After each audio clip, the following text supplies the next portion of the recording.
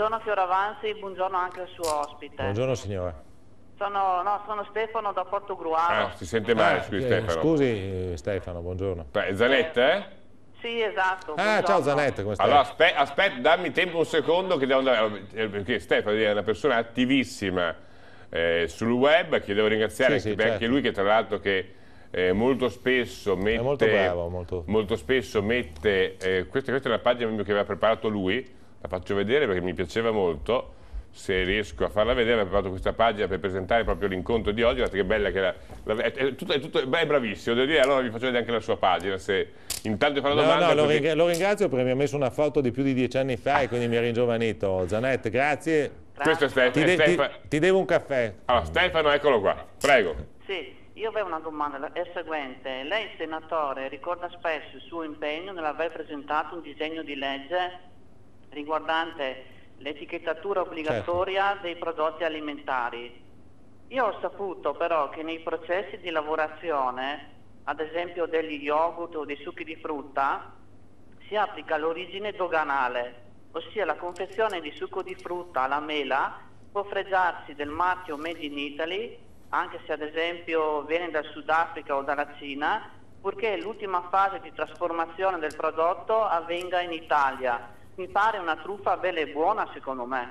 Certo, ha perfettamente ragione Zanetta, tant'è che... Sbaglio, era la storia dell'olio d'oliva questa? Sì, anche, ma voglio spiegare proprio nel modo più chiaro a Zanetta e ai telespettatori. Allora, questa era la situazione precedente ed è la situazione anche attuale, perché il mio disegno di legge, che è nel frattempo diventato legge dello Stato, non l'ho solo presentato, è stato approvato ed è stato approvato con il voto unanime di Senato e di Camera, quindi tutti i gruppi politici l'hanno votato, quindi non solamente il PDL ma anche la Lega, anche il PD, tutti gli altri partiti presenti in Parlamento. Adesso cosa occorre fare? Ma questo non lo posso fare io.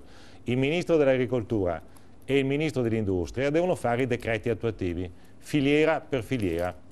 E fino a quando non vengono fatti i decreti attuativi, quella legge purtroppo non viene applicata, cioè è legge ma non viene applicata. Quindi quello che io anche colgo l'occasione di questa presenza televisiva di stamattina per pregare ancora una volta e invitare i due ministri a fare in fretta e a fare al più presto i decreti attuativi. Diversamente questo grande sforzo parlamentare e anche questa capacità, devo dire, piuttosto rara di coesione tra tutti i parlamentari e tutti i gruppi non sarebbe servita a nulla. Parlando di governi di centrodestra, parlando di governi di centrodestra, sì. Mi sembra che l'ultimo ministro dell'altro governo Berlusconi era Alemanno, adesso non vorrei fare confusione, con due sottosegretari veneti. Certo, dico bene? Sì, sì. Paolo Scarpa e Giampaolo Dozza. Certo. Poi abbiamo avuto un ministro veneto, certo, nel nuovo governo Berlusconi, Luca Zaia, poi un altro ministro veneto, Giancarlo Galan. certo. Adesso la presenza veneta è scomparsa dal ministero, non ci sono più sottosegretari, non c'è più il ministro. Per l'agricoltura veneta e nordestina cambia qualcosa? No, non cambia nulla perché, capisce, parliamoci molto francamente, l'agricoltura è amministrata ormai all'80% a livello, no, per quanto riguarda le risorse finanziarie dall'Europa all'80%, per quanto riguarda la gestione dalla regione all'80%. Quindi il Ministero ha più che altro una funzione di coordinamento e in questo caso ha una funzione di andare a stabilire appunto con decreto ministeriale il contenuto di una legge dello Stato.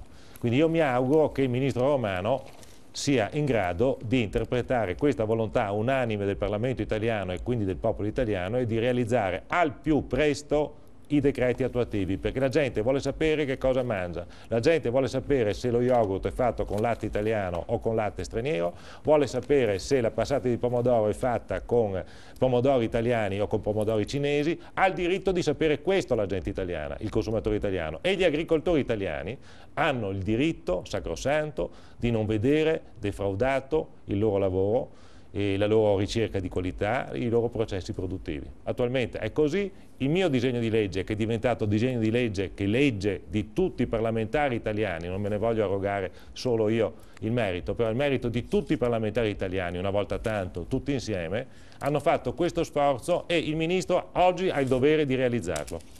Vanessa Mestre, completiamo il tour dei